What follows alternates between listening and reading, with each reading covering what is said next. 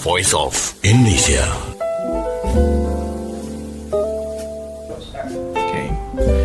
Voice of Indonesia from Indonesia to the world. On October 24th, back in 1945, the United Nations was founded, and this very big organization has been encouraging international cooperation to tackle many issues. And how is it today? We will be having a talk about it with the director of United Nations Information Center in Jakarta, Miklos Gaspar. Hello, good day, sir. Hello, good day to you. Okay, we have a lot of topic to cover related to UN, right? I think I would like to start from the disaster funding itself. Recently, the Secretary General has been asking nations to take some actions because it is, quote unquote, drying out. And so far, how is the response of the nations? Well, thank you for that. So first of all, it's UN Day, so happy birthday, UN. Happy birthday, UN! Yeah. 78 years old and still alive and kicking, right? So indeed, the UN has what's called the UN Central Emergency Response Fund, and it does face funding challenges. As of last month, or earlier this month, it had just above $530 million in it, which is not enough if big disasters hit in several places in the world. The target is to have $1 billion. So indeed, the United Nations and the Secretary General have consistently emphasized the need for this fund to be replenished. This was particularly crucial in regards to the response to the earthquake in Syria that happened earlier. As you can imagine, particularly when a poorer country, a country that has few resources, faces a disaster, then the use of this fund is very important. So looking forward, there's a proposed budget for 2024, which focuses on a range of challenges, including dealing with disasters and disaster prevention, a topic that's very well known to Indonesia. At the World Investment Forum, a proposal to secure $500 billion for developing countries was also discussed. So yeah, a lot to do. There is some money, but not enough. Still not enough. So you mentioned about $1 billion US dollars, and by when it should be replenished to that amount? That's up to member states, not up to the United Nations. The Yes. United Nations doesn't have an income; it doesn't have money. It depends on member states for funding. So the call by the UN was for it to be replenished as soon as possible. As long as there are no major natural disasters, it's okay. But as in Indonesia, we know it very well. You can never know. Yeah, we can never know about disasters. So it is in the hands of the nations on this planet, right? That's right. All the funding of the UN Okay. is in the hands of member states. Okay, and related to the disasters, recently we have the pandemic, and maybe we can say conflict, and many more other things that we can call, quote unquote, disasters. And it is related to the SDGs because the Secretary General was highlighting these stuffs, right? And in 2023, it's said that it is highlighting the SDGs because of the pandemic, conflict, and many more. And what will be done next related to this? Yeah, well, that's a very good question. So the SDGs, or the Sustainable Development Goals, form the backbone of the Global Development Agenda. It was adapted in 2015, and the idea was that within 15 years, so by 2030, the entire world should reach these goals, the SDGs. There are 17 goals and around 140 targets. And as of last month, the Secretary General said that only 15%, 15%? Yes, so 15% of the of the goals are on track to be met globally, and we're halfway through. So that's extremely low.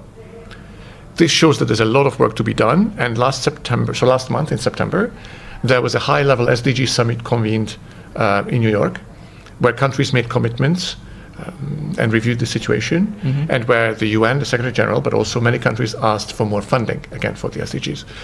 So why are we only at 15%? Well, certainly, change is often hard. So that's certainly one reason, but there are others. There was, as you mentioned, the pandemic. When the pandemic hit, and a completely unknown situation, plans have changed, funding priority areas have changed, economies got shut down. And so the progress that there had been before, in many cases, was reversed. Now then, since the pandemic, what have we had? We've had the war in Ukraine, which has had global consequences and has global consequences in terms of an energy crisis around the world, food crisis around the world. All of these things hit poor people the hardest. And the SDGs mostly focus on poor nations and poor people under the motto to leave no one behind. So the UN works to support countries in reach of the SDGs.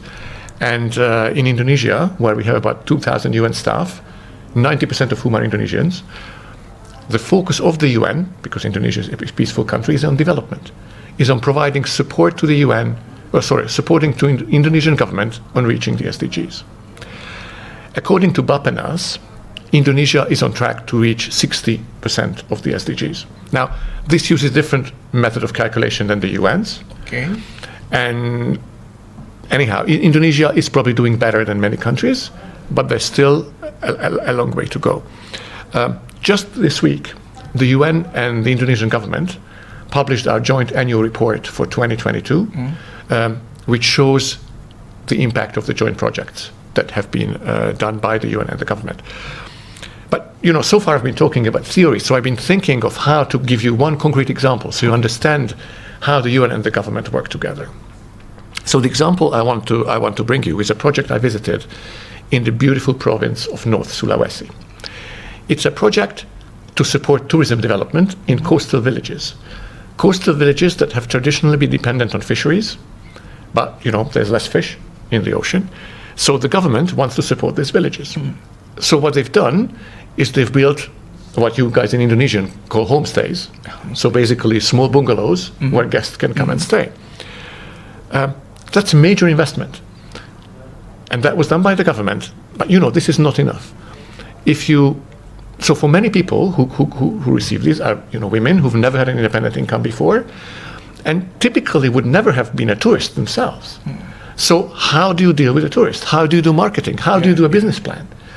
So the UN, in this case the International Labour Organization, with support of local universities and polytechnics, developed courses to sort of teach these women to become entrepreneurs, teach them about business, teach them about hospitality. They were telling me things they learned, like they never knew that tourists want white sheets. Or they didn't know, most of the tourists are local, but they didn't know when they get a foreign tourist, they should not make their food spicy. They also learned about how to market these homestays through social media.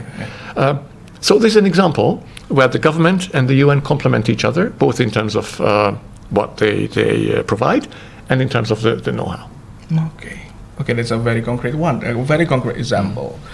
And actually, if we are going back again about the SDGs, will the Sustainable Development Goals stay relevant to the very dynamic global conditions? Like before this interview, we have been talking what happens today, tomorrow will be different. Will it stay relevant? So these goals, let's say, the fact that we need to cut greenhouse gas emissions, for instance, things may change, but somehow, if our world is to survive, we need to stop global warming. So the Sustainable Development Goals are high-level goals. When we say we want gender equality, so that a man and a woman gets paid the same if they do the same job. These principles, I believe, are relevant, regardless of changes. And also the main motto of the SDGs, particularly in middle-income countries like Indonesia, is to leave no one behind. Indonesia has a very impressive economic growth, and most people benefit from that. But, there is some percentage of the population that doesn't. They are the ones who, with the support of the UN, the government is helping in line with the Sustainable Development Goals. Okay. And one of the SDGs is about the climate change, saving the planet. Like on the media, people have said it's moving from the global warming into the global boiling, and as it gets hotter in Jakarta too, right? And about the climate change, does UN believe the net zero emission 2024 will be achieved? Well, it's not 2024. It's by 2040. 2040 Sorry, I'm 50, sorry. yes. I have to revise that. In 2040. Yeah. So look, there's international scientific consensus that in order to prevent the most damaging impacts of climate change, what you've just called global boiling, global net human-caused emissions of CO2, carbon dioxide, must fall by 45% compared to 2010 levels by 2030, and that we should reach net zero by 2050. Yeah. That's a daunting task. Not easy to do, because it means changing our ways. I mean, let's look at Indonesia. Most of your electricity, or our electricity, is generated from coal. Yeah. The most polluting in terms of CO2. But of course, you cannot just shut down power plants, because you need to supply electricity. So these are very difficult tasks.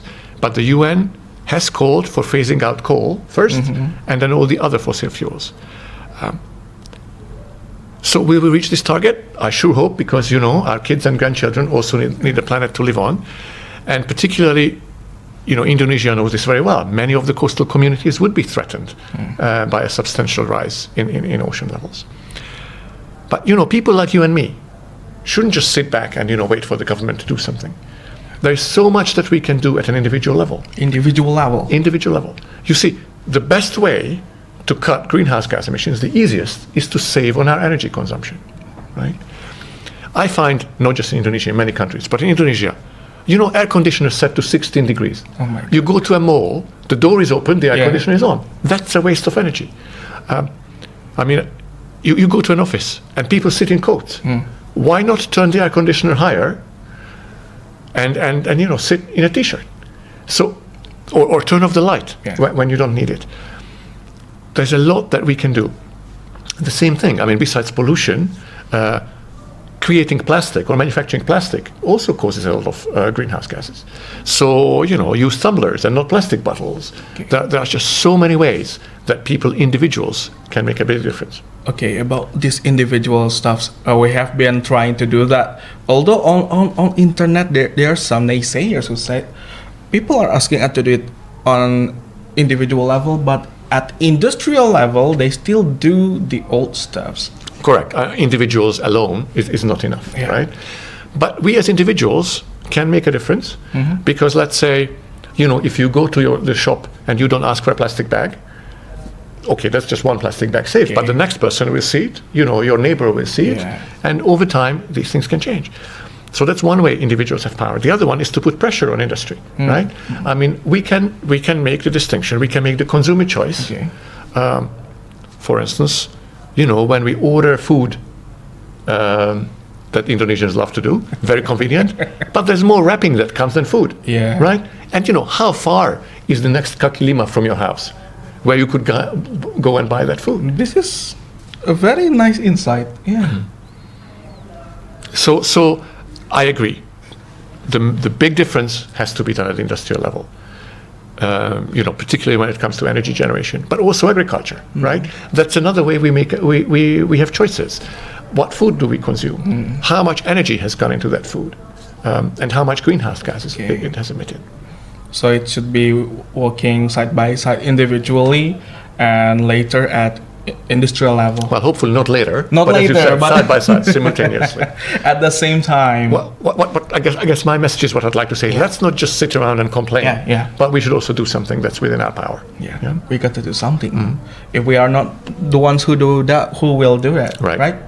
And it seems that you know a lot about Indonesian, our habit of ordering foods. It's too convenient as people here to do the same thing. And you have been in Indonesia for 1 year and 2 months, right? Yeah, just over 1 year, that's right. But I wouldn't say I know a lot about Indonesia, but I'm learning.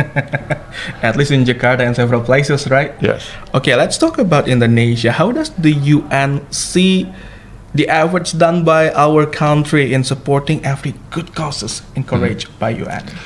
So, the UN is the forum, the primary forum for multilateral cooperation, and Indonesia takes that multilateral cooperation seriously. It applies and sits on the boards of several UN agencies, and perhaps best known is its contribution to peacekeeping, right? So on behalf of the UN, I'd like to compliment Indonesia for the efforts, all the troops it contributes. Indonesia now is the 7th largest contributor of UN peacekeeping troops.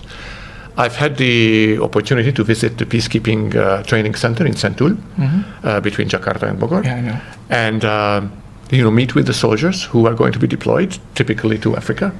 And it's hard work, and Indonesia has really stepped up and has contributed soldiers. So that's perhaps the most tangible way in which Indonesia has contributed to multilateral work of the UN. Yeah, one of them is the peacekeeping, right? But then, what is the expectation of UN, or maybe you as the director of UNIC in Jakarta, for Indonesia's role in international level? Well, I as an individual will not have expectations. The UN, though, in general, encourages all of its member states to take an active role in the rule-based multilateral system through joining, ratifying and implementing international conventions, for instance, in disarmament, environmental protection, or human rights. So the UN does not have different expectations towards different countries. They don't have any specific ones? No, it's got expectations to all member states to do that, right? To observe human rights, protect the environment, disarmament, basically live up to the treaties that they've signed up to. And Indonesia showed great leadership as the president of G20 last year and as chair of ASEAN this year. And the international community took note of that. So these things are noticed. When it comes to the SDGs, in many areas, Indonesia is also stepping up and showing leadership and providing an example. The example I'd like to give to illustrate that is the National Blue Economy Roadmap, a plan that Indonesia presented at the SDG Summit last month. It's basically about sustainable use of the ocean. And you may or may not know that Indonesia was the first middle-income country to have come up with such a plan, a sustainable development of the oceans. And let me add that the UN has supported the government in the development of this plan through an inclusive process that included consultation with communities that are affected by the ocean, and many stakeholders, women and men alike. Women and men alike, everybody, including everybody and leaving one behind. Yes, that's right. Okay. And on October 24th, we celebrate the birthday of UN. We have been talking about the UN. We have been talking at national, each country's level. And let's go back to individual level. And how should we understand the UN Day 2023 amid so many existing challenges? So every year, there's this one day, UN Day, as you say, that reminds us of the values and principles of the UN that so many countries agreed to first in 1945, and then many countries have joined since. Basically, all countries are members of the UN. These are, very uplifting principles of human rights, of peace and development. So at least one day a year, let's pause and look at, are we getting closer to the dream of a just, peaceful world as outlined in the UN Charter? And I'm not sure whether this year we'd be able to say wholeheartedly that we are. But some years, we can say that. And in many areas, of course, we could say that this year also. Look, in the face of global challenges, the UN does stand as a testament for the aspiration of countries. Countries that emerged from a devastating war and have said, we cannot have another war like this. We've got to find a table around which we can all sit and negotiate and discuss. And, willingly give up some of our individual powers as nation states in order to avoid a war.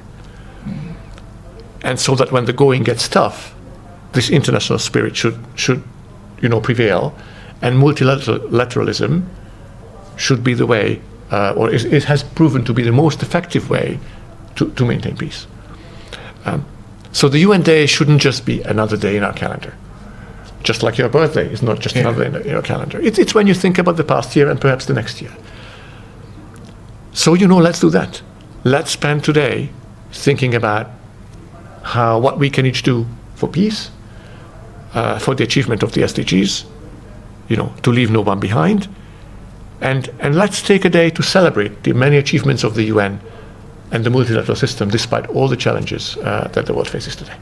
So, at least a day for a better tomorrow. That's right. That's a good way to summarize it. Okay, thank you very much, Mr. Miklos Gaspar, for joining us in this interview. Have a nice day. Thank you for having me. Bye-bye. Voice of Indonesia.